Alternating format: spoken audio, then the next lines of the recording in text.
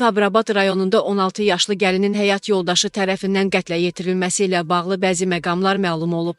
Konkret Azın Oxu Aza istinadən xəbərinə görə Seyid Rəsul Talıbzadə 2009-cu il təvəllüdlü Nuranəni keçən il qaçırıb. Əvvəlcə qızın atası onların evlənməsinə razı olmayıb. Talıbzadənin atasının təkidindən sonra qız anasının vasitəsilə qoşulub qaçıb. Qızın atası onun arxasınca getsə də qızı geri qaytara bilməyib.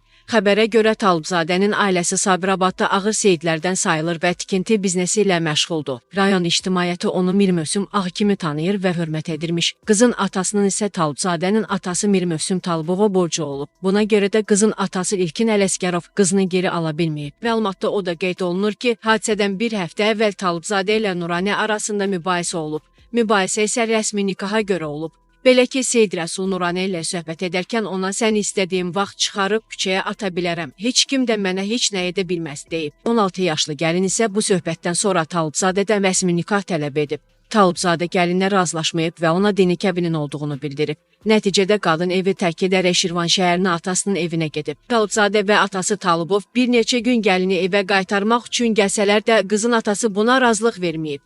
Sonuncu dəfə yox cavabı alan oğlanın atası Ələsgərovdan borcunu tələb edib və ona bir gün vaxt qoyaraq evi tərk edib. Həmin gün axşam saatlarında isə Talıbzadə Nuranəni hədə-qorxu ilə götürüb Sabirabada öz evinə gətirib.